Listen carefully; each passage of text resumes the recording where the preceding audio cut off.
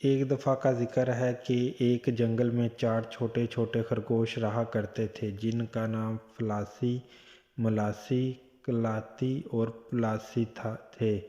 وہ چاروں اپنی ماں کے ساتھ ایک درخت کی کھو رہتے تھے۔ فلاسی ان سب میں چھوٹا اور شرارتی خرگوش تھا۔ وہ اکثر اپنی ماں کی نصیحت پر کان نہ دھرتا تھا۔ تینوں خرگوشوں نے سرخ رنگ کی قمیض پہن رکھی تھی جبکہ پلاسی نے نیلے رنگ کی قمیض پہنی ہوئی تھی جس پر چمکتے بٹن دور سے ہی دکھائی دیتے تھے۔ ان کے گھر کے قریب ہی ایک بڑا کھیت موجود تھا جس کے مالک جبار نامی ایک شخص تھا۔ یہ خرگوشوں سے بڑا ناراض رہتا اور انہیں وہاں سے بھگانے کے جتن کرتا رہتا۔ ایک شام چاروں ننھے خرگوش باہر کھیلنے کی ضد کی تو ماں نے انہیں باہر کھیلنے کی اجازت تو دے دی مگر ساتھ ہی سختی سے تاکید کی کہ وہ سب بھول کر بھی جبار کے کھیت میں نہ جائیں ورنہ انہیں پکڑ لے گا۔ سب نے وعدہ کیا کہ وہ جبار کے کھیت سے دور ہی رہیں گے۔ ماں کی اجازت پاتے ہی فلاسی، ملاسی اور کلاتی نے اپنی اپنی ٹوکریاں لیں اور بیر کی تلاش میں نکل کھڑے ہوئے۔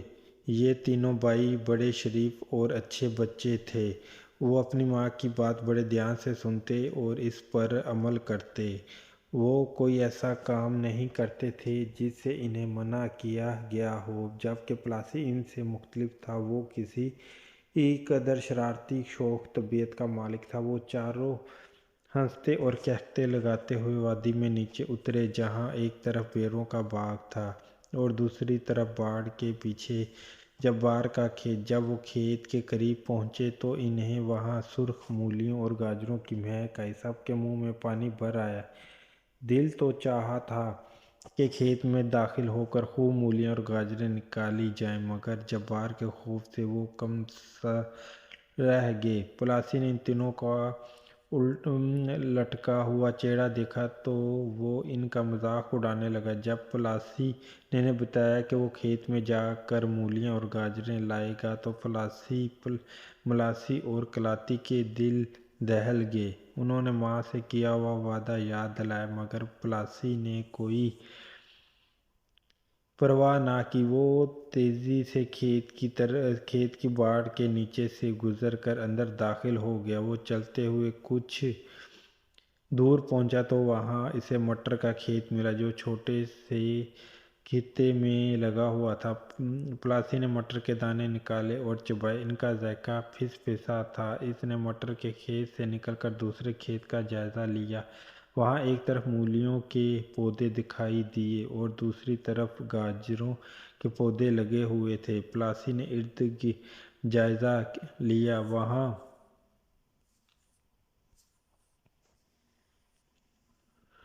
کسی کو نہ پا کر وہ کھیت میں گھسا اور مولیاں اور گاجریں اکھاڑ کر کھانے لگا۔ مولیاں تلخ تھیں جبکہ سرخ گاجریں بڑی میٹھی اور مزیدار تھیں۔ قریب ہی پلاسی کو ایک عجیب پودے کا کھیت دکھائی دیا۔ اس نے پاس جا کر جائزہ لیا۔ وہ پودا اس کی سمجھ سے باہر تھا۔ البتہ جب اس نے اس کا پھل توڑ کر چکھا تو اسے معلوم ہوا کہ وہ پیاز کا پودا تھا جس کا ذائقہ کڑوا سا تھا۔ تھوڑے فاصلے پر اسے جبار دکھائی دیا۔ وہ گوبھی کے کھیت میں گھٹنوں کے بل بیٹھ کر کچھ کر رہا تھا۔ پلاسی جبار کو دیکھ کر گھبرا سا گیا۔ اس نے جلدی سے واپس لوٹنے کے لیے دوڑ لگائی۔ پودوں میں حرکت پر جبار چونک پڑا۔ اس نے جب غور سے دیکھا تو اسے ننھا پلاسی دکھائی دیا جو پودوں کے درمیان بھاگ رہا تھا۔ جبار نے جلدی سے چھلانگ لگائی اور زمین کھودنے والا کھرپا پکڑا اور پلاسی کے پیچھے لپکا۔ پلاسی نے اپنی طرف سے بہت تیز بھاگ رہا تھا مگر جبار بڑے بڑے ڈگ بڑھتا ہوا اس کے سر پر آ پہنچا۔ وہ چیخ رہا تھا، رک جاؤ ننھے چور، آج تم میرے ہاتھوں بچ نہیں سکتے۔ پلاسی ہڑبڑاہٹ میں بھول گیا کہ وہ باہر نکلنے والے دروازے کے بجائے مخالف سمت کی طرف دوڑ رہا ہے۔ اس طرح وہ جبار کے گھر سے باہر نہیں سکتا تھا۔ اچانک پلاسی کی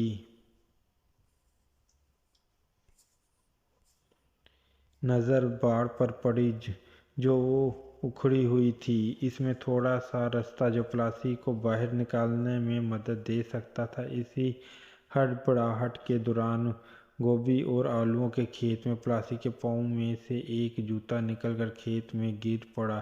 جوتا اٹھانے کا وقت نہیں تھا۔ اگر پلاسی جوتے کے چکر میں پڑتا تو یقیناً جبار اسے پکڑ لیتا۔ پلاسی نے جوتے کا خیال چھوڑ کر جان بچانے کی کوشش کی۔ وہ تیزی سے ٹوٹی ہوئی باڑ کے سوراخ میں داخل ہو گیا۔ باڑ خاردار تار کی تھی جس میں اس کے پیاری قمیض کا پلو پھنس گیا۔ پلاسی کو جھٹکا لگا اور وہ کلا بازی کھا کر گر پڑا۔ باڑ کے دوسرے حصے میں قمیض کا بٹن الجھ گیا۔ پلاسی بری طرح پھنس گیا۔ اس نے گردن گھما کر دیکھا تو جبار دکھائی دیا جو بھاگتا ہوا اس کی طرف بڑھ رہا تھا۔ پلاسی کے پاس اس کے سوا کوئی چارہ نہیں تھا کہ وہ باڑ میں پھنسی ہوئی قمیض کو اتار کر اپنی جان بچائے۔ اس نے مجبوراً قمیض میں سے بازو نکالے اور قمیض اور جوتے گوا کر باہر کی طرف دوڑ لگا دی۔ ننھے پلاسی کو یہ معلوم نہ تھا کہ اس باڑ کے پیچھے باہر جانے کا راستہ نہیں بلکہ جبار کا اپنا گھر تھا۔ پلاسی کو جب راستہ دکھائی نہ دیا تو اس کی آنکھوں سے آنسو بہنے لگے کیونکہ وہ جبار کے جنگل میں پھنس چکا تھا۔ اسے اپنی ماں کی نصیحت یاد آنے لگی مگر اب کیا ہو سکتا تھا؟ قمیض اور جوتوں سے وہ ہاتھ دھو بیٹھا تھا۔ پلاسی نے جان بچانے کی کوشش کی اور سامنے دکھائی دینے والے بڑے کمرے میں جا گھسا۔ وہ جبار کا گودام تھا جہاں کھیتوں میں استعمال ہونے والے اوزار پڑے ہوئے تھے۔ پلاسی کو ایک طرف پانی کا برتن دکھائی دیا جو خاصاً گہرا دکھائی دیتا تھا۔ پلاسی تیزی سے اس کی طرف لپکا۔ اس نے برتن میں چھلانگ لگا کر دیکھا تو اس میں تھوڑا سا پانی دکھائی دیا۔ پلاسی نے ادھر ادھر نگاہ دوڑائی مگر وہاں چھپنے کی کوئی چیز موجود نہیں تھی۔ مجبوراً پلاسی پانی والے برتن میں گھس گیا۔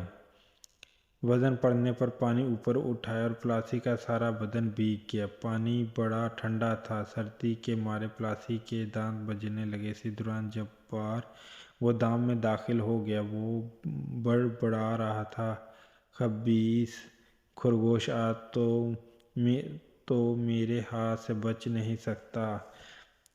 میں تجھے مار کر ہی دم لوں گا۔ پلاسی یہ سن کر ڈر گیا۔ ایک تو ٹھنڈے نے اس کا حال برا کیا ہوا تھا اور دوسرا خوف کے مارے اس کا بدن کانپ رہا تھا۔ جبار کو پورا یقین تھا کہ ننھا خرگوش گودام میں چھپا ہوا ہے۔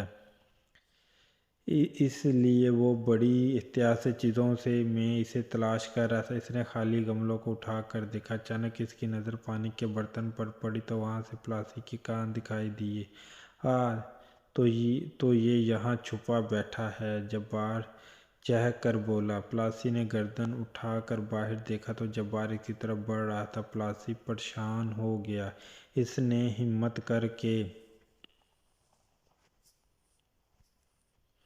پانی کے برتن سے باہر چھلانگ لگائی اور ایک طرف لپکا۔ جبار نے اسے پکڑنے کی کوشش کی مگر پلاسی اسے جکائی دے کر کھڑکی کے راستے باہر نکلنے میں کامیاب ہو گیا۔ جبار نے ناکام ہو کر غصے سے اپنی لات گھمائی۔ پلاسی اس کی زوردار ٹھوکر سے بچ نہ پایا اور بری طرح لڑکھڑانیاں کھاتا ہوا باہر جا گرا۔ کھڑکی میں پڑے ہوئے پودوں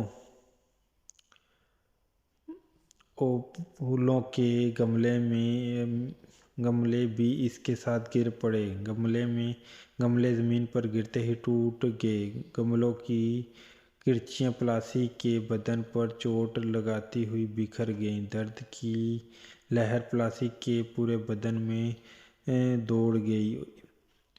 اس میں ہمت نہیں تھی کہ وہ مزید بھاگ سکے مگر جبار اس کے پیچھے تھا۔ اس نے جان بچانے کی کوشش میں ایک مرتبہ پھر دوڑ لگا دی مگر اب اس کی رفتار تیز نہیں تھی۔ اس مرتبہ وہ باہر کی طرف بھاگ رہا تھا جہاں صدر دروازہ تھا۔ وہ کچھ ہی دیر میں صدر دروازے پر پہنچ گیا، مگر وہاں دروازہ بند دیکھ کر اس کی جان ہی نکل گئی۔ دروازہ اندر سے لاک تھا۔ چابی دکھائی دے رہی تھی، مگر وہ اس کی قامت سے بہت اونچی تھی۔ پلاسی نے اچھل کر تالا کھولنے کی کوشش کی، مگر وہ کامیاب نہ ہو سکا۔ اسی دوران وہاں ایک چوہا آ گئی۔ پلاسی نے اسے دیکھا تو باہر نکلنے کے لیے راستہ دریافت کیا۔ چوہائیا نے اسے پریشان دیکھ کر کہکا لگایا اور کہنے لگی، ننھے خرگوش، میں اس وقت کچھ نہیں بتاؤں گی جب تک تم مجھے کھانے کے لیے ایک بڑا مٹر کا دانہ نہیں دو گے۔ پلاسی کے پاس مٹر کا دانہ نہیں تھا تو وہ اپنے جوتے اور قمیض کھول بیٹھا تھا۔ پلاسی چوہا کی منت سماعت کرنے لگا، مگر اس نے جواب دینے سے صاف انکار کر دیا۔ پلاسی پوری طرح پھنس چکا تھا۔ وہ نہ باہر جا سکتا تھا اور نہ ہی جبار کے مکان میں سلامت رہ سکتا۔ اسی دوران جبار کے قدموں کی چاپ سنائی دی۔ پلاسی رونے لگا۔ چوہائیا اسے روتا چھوڑ کر لوٹ گئی۔ پلاسی نے سوچا کہ رونے سے کام نہیں بنے گا، اسے راستہ تلاش کرنا چاہیے۔ وہ گیٹ سے واپس مڑا اور آہستہ آہستہ چلتا ہوا کھیتوں کے درمیان سے ہوتا ہوا مچھلیوں کے تالاب پر پہنچا۔ وہاں ایک سفید بلی بیٹھی ہوئی دکھائی دی، جو کہ تالاب کی مچھلیوں کو لچائی ہوئی نگاہوں سے دیکھ رہی تھی۔ بلی کو دیکھ کر پلاسی کی گنگی بن گئی۔ وہ نظریں بچا کر وہاں سے الٹے قدم واپس لوٹا۔ وہ گوبھی کے کھیت میں پہنچ گیا۔ اسے خیال آیا کہ کسی بڑے پودے پر چڑھ کر دیکھنا چاہیے۔ وہ گوبھی کے پودے پر چڑھ کر ادھر ادھر دیکھنے لگا۔ اچانک اس کا چہرہ مست سے دمک اٹھا۔ قریب کہ اسے باہر نکلنے کا راستہ دکھائی دیا۔ اسی راستے سے وہ جبار کے کھیتوں میں داخل ہوا تھا۔ ابھی وہ خوشی سے جھوم رہا تھا کہ قریب سے پکڑو پکڑو کی آواز سنائی دی۔ اس نے گردن گھما کر دیکھا تو جبار اس کے سر پر پہنچ چکا تھا۔ پلاسی نے جست لگائی، جبار کے ہاتھوں میں نکل گیا۔ اگر وہ ایک لمحہ بھی دیر کرتا، جبار اسے دبوچ لیتا۔ پلاسی تیز رفتاری سے بھاگتا ہوا باہر نکلنے والے راستے کی طرف لپکا۔ جبار سمجھ چکا تھا کہ خرگوش اگر وہاں پہنچ گیا تو وہ اسے پکڑ نہیں پائے گا، اس لیے اس نے پوری قوت سے اس کے پیچھے دوڑ لگائی۔ پلاسی کی قسمت اچھی تھی کہ دونوں کے درمیان فاصلہ پیدا ہو چکا تھا، اس لیے پلاسی لکڑی کی باڑ تک پہنچنے میں کامیاب ہو گیا۔ باڑ کے نیچے سے گزر کر پلاسی دوسری طرف باہر نکل آیا۔